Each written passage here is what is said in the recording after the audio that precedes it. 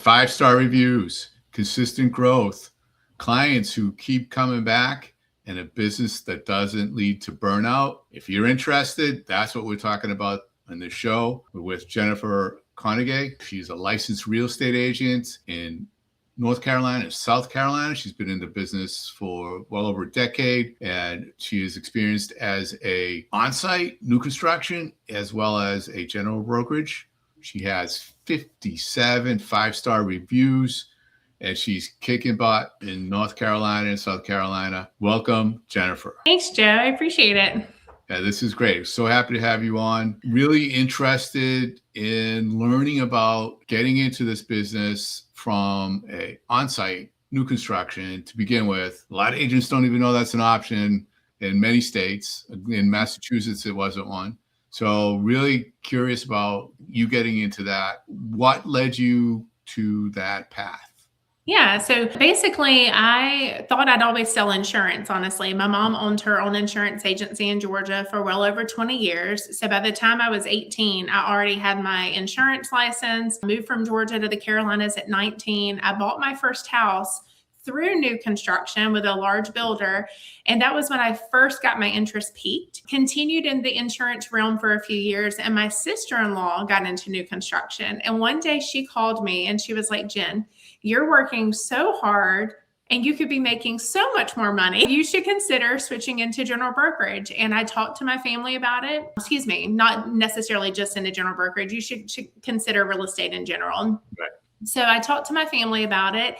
And I was honestly scared. I was a single mom and my son was 5 at the time, but I was like, what? Let's do it. My parents were super supportive. So I took my real estate licensing exam and interviewed with one particular local builder to the Carolinas and got it. And I am so appreciative of that time because when I say God changed my life through real estate, like I'm not kidding. I mean, going from paycheck to paycheck to getting into new construction, it was amazing. And I'm so thankful for that time because it's now served me in general brokerage. Yeah, that's awesome. And I think a lot of people don't know how lucrative it can be. It really is. It really can be a good income. And I think it's because coming from the general brokerage side, it's like you just sit there and wait. And dispel that theory with me. Right. What is it really? I'm a firm believer that new construction is hard. General brokerage is hard. You just have to choose your hard. And what I mean by that is when I was in new construction, I did have relationships with real estate agents that I like to say were out in the wild, wild west, just out there like trying to survive. And they'd come sit down in my model home and they'd be like, Jen, like, I think I want to get into new construction. It just seems so easy for you. And I would laugh because they didn't know the commitment that I was putting into new construction. And what I mean by that is there was a neighborhood that I desperately wanted to serve in Gastonia, North Carolina. But because I was new with my builder, they would not let me have it. They kept putting seasoned agents into this neighborhood. And they went about a year and a half of no sales. Like there may have been 2 homes when I got assigned to that neighborhood a year and a half later. Okay. So finally, after those 2 seniored agents, they let me go into it. And in November and December that year, I sold 10 homes. I was able to help 10 families from the ground up. And that was the first year, like I secured myself as being that builder's new agent of the year or new home specialist of the year. And I saw it was really about believing in the product that you were selling and putting in the work. We had hours Tuesday through Saturday. We had to be there from 11 to 6.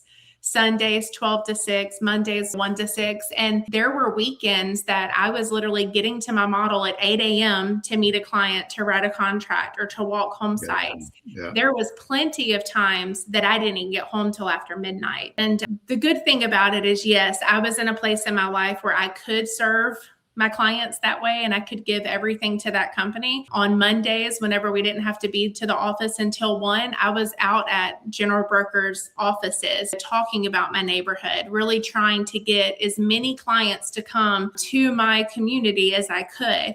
Whereas you do have some new home specialists that show up at their model and they sit there until people come in. I just knew that I couldn't afford to be that agent. My parents trained me differently than that. They were both entrepreneurs. And I think I went into into new construction with a little bit of that entrepreneurial spirit. I took ownership of my neighborhood and pride with not just feeling like I was selling it, but I was truly helping people change their lives by building in this location. That's fantastic. So did you just figure that out? That was just a gut instinct that you had to show up at different hours and put in that work? Talk to Jen. We have Hudson, your son. We will take care of him.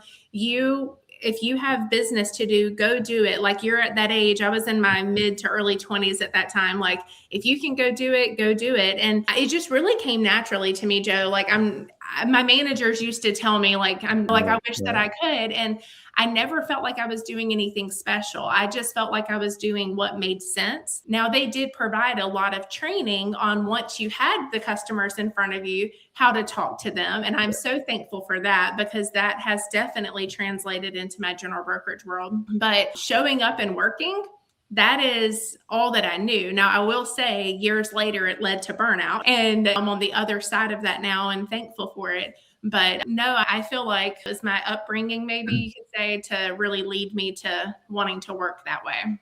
Before we get into what led to the burnout and how you resolve that, what would you say if somebody's watching this and they're thinking about, I'm in general brokerage, or I'm thinking of getting into the business? Is there a mentality that has to be different that you witness between the two? Yeah, I feel like both have served me for different phases of my life. So at the time when I got into new construction, I was all about working hard, being there as much as I needed to be. Like, there were many weeks that I worked 7 days in a row. And I am thankful for that, because I had a paycheck every 2 weeks. It wasn't, every builder is different. So if you're considering new construction, you'll need to talk to your builders. But the one that I worked for, we had a draw every 2 weeks, basically.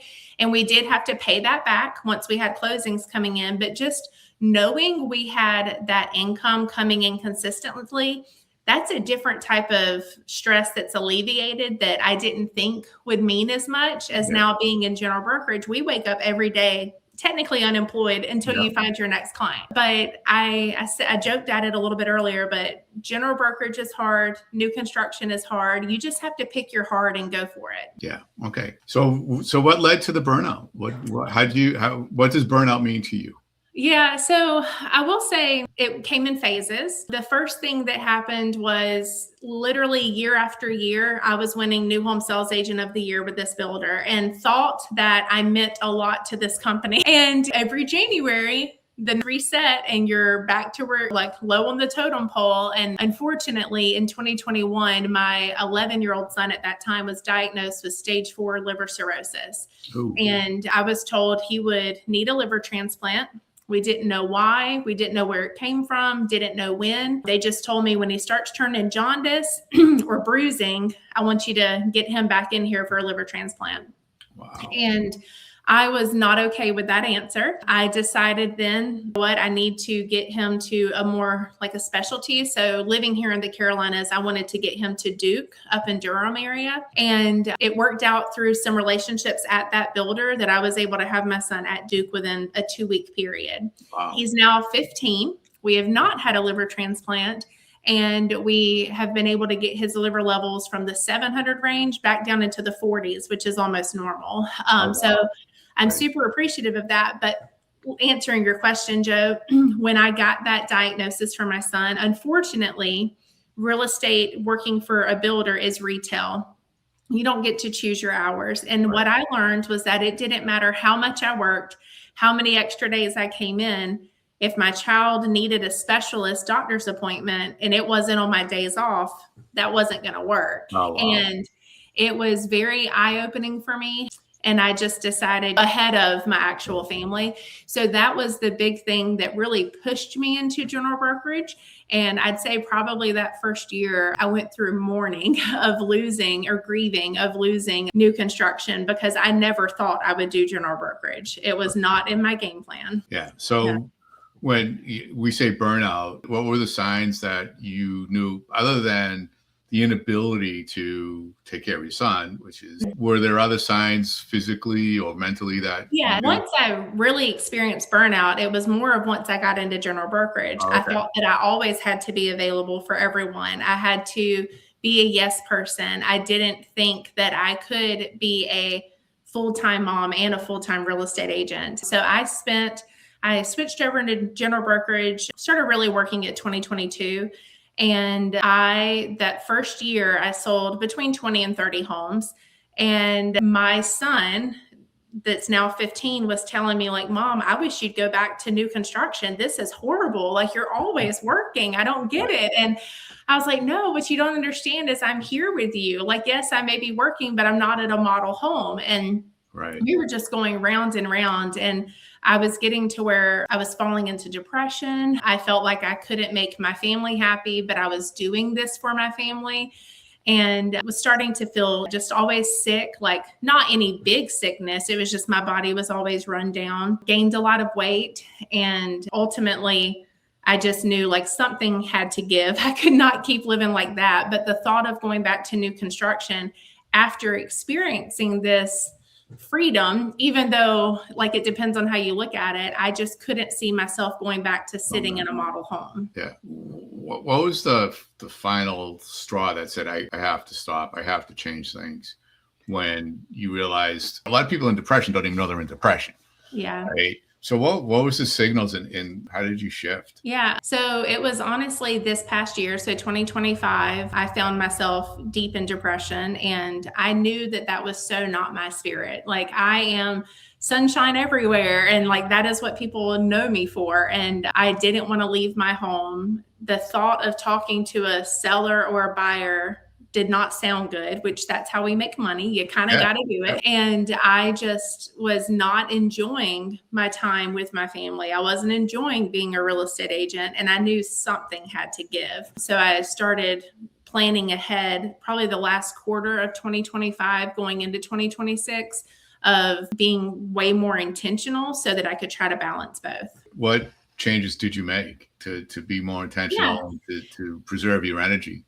So I ended up, I homeschool both of my boys. So I have a 15-year-old and an 8-year-old son. I homeschool them full time, and also am married. And I decided that instead of letting real estate dictate my life, I was going to let my life dictate real estate and really live the life that I want to live. So now every Sunday I sit down and I go ahead and plan out, what does our week look like? What days are we going to Bible study? Or we have church on Sundays. We have meeting with our friends. I love to spend the morning chunk of the day doing our homeschool. And I put all of that on my calendar. And then I said, okay, those are taken. Those are true appointments. Now, when a client does reach out to me and they want to see a home or they want to do something, I am happy to help, but it's not going to take precedence over the whole reason that I'm doing this business, which is to serve my family. Right. That's great. How is this affecting your business?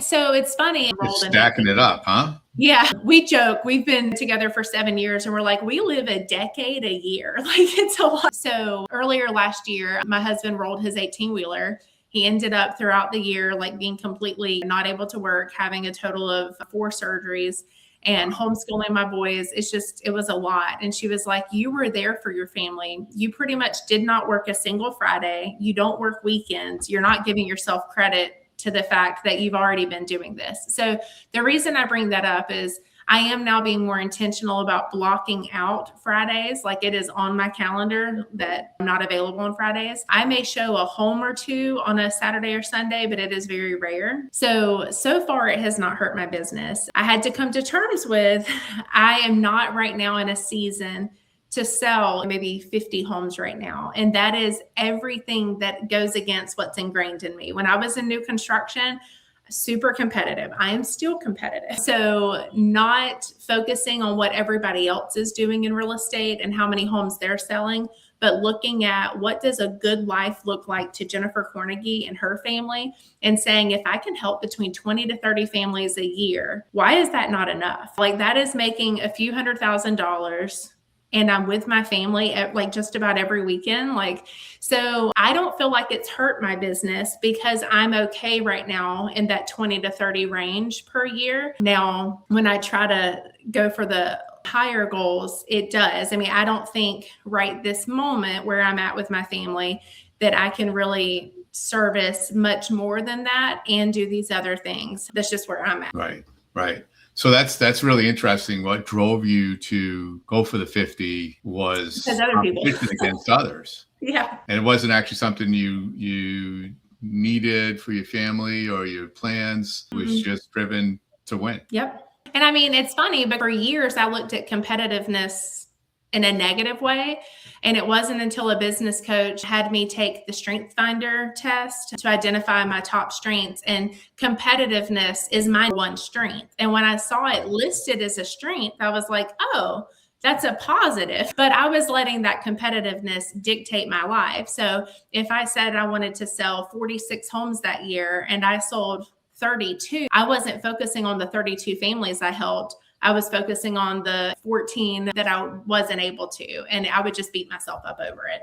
How would you suggest to somebody that is on that treadmill, they're striving, what signals would you say they should be looking for when they should really start to pay attention to what they're doing before they crash into the wall? Yeah, I mean, I would challenge them to stop and ask, like, why? Like, why did they set that particular for their goal? Like, how can they tie that into their life? Sit down and look at what do your bills look like? How much do you think we're going to pay in taxes? Because unfortunately, we all got to do it. How many vacations do you want? Build out your life, add that up mathematically, and then see how many homes does it take to truly do that.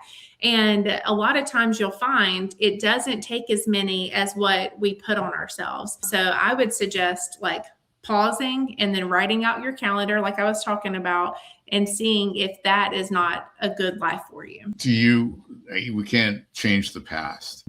Looking back, would you say if you had done that earlier in your career, things might have gone a little bit differently, a little bit smoother? Yes and no. Like, yes, I'm sure it would have, but I feel like it took me going through it to appreciate. I think my biggest, I don't want to say regret, but I mean, it is what it is. My biggest regret that I didn't let go of for the longest time was that I didn't leave new construction sooner. I stayed there for about 7 years. Really, after about year 5, I should have left. Now, I feel like, this is me as a Christian, I feel like God kept me there on purpose. The week that my son got his diagnosis, my builder that I was assigned to in my neighborhood walked in to my office, and I'm just sitting there hysterically crying. And he's like, "What's wrong?" And I tell him, and I just said, "I'm going to get Hudson to Duke. Like, I've got to get him to Duke." And I didn't know that builder, his brother-in-law, was on the referral committee for Duke. That had never come up in the entirety of our relationship. And we've been working together for years. He called his brother-in-law right on the spot, and I was able to talk to his brother-in-law. He had the gastroenterologist give me a call that day, and it all came to be. And within 2 weeks, my son was there. So I'm a firm believer that God kept me there through that. But I wish that I had been in general brokerage during some of the COVID years, like getting to, like, it was very hard. I was missing all of those weekends. So I do wish I'd gotten out sooner, but it's hard to say that because of what God was able to do for me staying there. No, that was absolutely worth it. Yeah, absolutely. So going from having inventory, having a product you believe in and truly selling, to going into general brokerage, it really isn't so much selling a product. It's more of selling a service and guiding and marketing when you get the listing. What was that like? That's a big difference. It is. So now I do feel like I've switched my mindset. It was very sales oriented when I was in new construction. And now I feel like what we say or put in our minds is how we think. And so I try to think of it as how many families I get to serve, or what transition is this family going through, and how do I get to play a part in that? Because us getting to be their trusted advisor with a lot of times the largest purchase of their lives, like, we need to take pride in that. It is so much more than just selling a home. So I think that mental shift has really helped me. And then unless you have listings or buyers you're working with. I try to focus on what I call the 6 Ds of real estate. So you've got diamonds. Well, watch me not be able to say it. I always forget one of them. Right? Diamonds, diapers, divorce. Then you've got deployment or relocation, downsizing, and death. So I got them, Joe. So I just always have my ears open for different scenarios. And I've honestly been able to teach those around me, my repeat clients or my friends. These are the categories that, regardless of what's going on in the real estate world, they're always moving. These are the 6 categories that keep the real estate market moving forward. And to me, those are my inventory, like identifying those people. They're in a transition in their life. How can I help them in that time? So. But that is an absolutely great time to get involved because they need somebody they can trust during those periods. You went from, again, having inventory to going out and having to make the business. What did you write into your sphere of influence and people that you knew? Yeah. The office that I'm assigned to, they had great training classes on our database. So the people in our phone and teaching us statistics of at that time, it's like 1 in every 6 people in your phone are looking to make a real estate transition. So I very quickly into making sure that I'm reaching out to my database, making sure that I have a large presence on social media so that those that are already there and knew me in my new construction days now know that I'm not just limited to one neighborhood. I can now help them in the greater Charlotte area. Now, I have reined that in a little bit. I no longer try to pride myself on the greater Charlotte area because that can be 2 hours from my home. So I heavily service York County, South Carolina, and Gaston County, North Carolina. And I just am always talking about that online. So yeah, my sphere of influence has been huge. That's great. Now talk about your online presence and what's that like. Yeah, so Facebook, I have just shy of like 5,000 or I don't know, around 5,000 followers. Same thing for Instagram. I've been building a YouTube channel this last year, trying to really get in front of one of the D's or relocation. So it's just having fun on social media, posting who I am. I post about my kids. I try to live a very authentic life. So if something's going on in my world, I do usually share it because I feel like oftentimes we only want to share the pretty, and I very much want to be relatable, and most of us aren't only living pretty lives. And so I find when I do look at my stuff, it's the personal things that I post that get way more engagement and stick with people opposed to just doing the real estate side of it. Do you have a plan that when and what you're posting? I did last year. I don't this year, just full transparency so far. I did have an admin that was working with me, and that we're no longer, like, I'm now back to just being a solo agent. So it's more of like what's going on in my life. It's my goal to post on Facebook and Instagram at least 3 days a week. And it doesn't matter to me.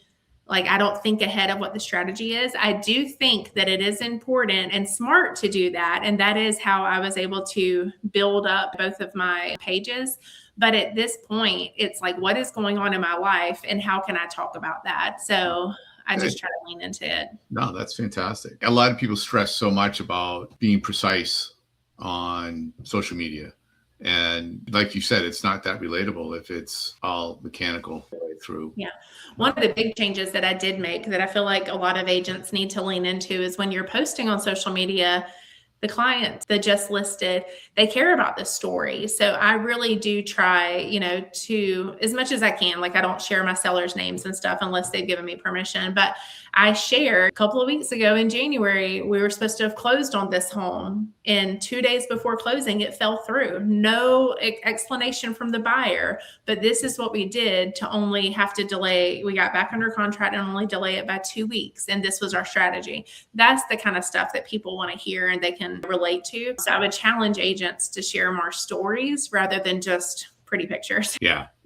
Shouting out, patting yourself on the back, how many deals you close, how quick you close, especially it's now back in 2021 when they would go, properties were selling before they hit the market, and people got found. I sold this in 1 day. Well, really? So did everybody else. Yeah, we all could have. Yeah, that's you're right. I love that authenticity is huge, and being relatable. And actually, you're not just posting real estate information or stuff. you're showing value and your expertise, which is great. All right. So we covered everything I wanted to cover except for one thing. If you could give one piece of advice to an agent who feels successful on paper, but they're exhausted in life, what would you want them to hear? I would want them to know that they have the power to truly change their life and how they're feeling. I would challenge them, if you are someone that lives by your calendar, convert your calendar into it and upload it to ChatGPT or whatever AI service you may use. And ask ChatGPT, what do you think my priorities are based off of this calendar? And if you're not putting your personal time on there and you're not putting the time with your kids or your spouse, it's going to tell you that. So if that's what it comes back at, then go ahead and look ahead, block off those times and protect them, because that's the only way that you can, in my opinion. Calendar doesn't happen, right? Exactly. If it's not on the calendar, it does not exist. No, the power of no. Yep. So what about an agent who is thinking, build a team, bring on people, go general brokerage, go on site? What kind of alignment needs to happen with that person? Like, what is it that you would say you're in both? Well, you've done all three of those things, the team, the people on your team and whatnot. And what is it that makes it click for you now that's truly you? So I feel like pausing and looking at what mattered to me in my life and my family. Okay, to answer what made it click, I heard a quote a while back that I finally put into play, and I'm so going to murder the quote, so bear with me. But basically it was like, don't let people make decisions about your life if they're not the ones that'll be writing your tombstone when the time is at the end, like along those lines. And that may sound really morbid, but when you stop and think about it, we let so many things come into our lives that dictate our day-to-day. And when we're all on our deathbed, we want that time back. So I think that was the big click for me, was I'm only going to make decisions if it's going to positively impact my family, who are the ones who will be deciding what goes on my tombstone. So again, kind of morbid, but that was the click for me. Yeah, that's great. Fantastic. Jennifer, thank you so much for coming on. Real estate agents, stay tuned, subscribe. I always have phenomenal guests like Jennifer on, and do your homework. Grab that schedule, get a hold of it, take control of it, make it work for your life, your important things, and don't let the unimportant get in your way. Absolutely. Be your best. Have fun.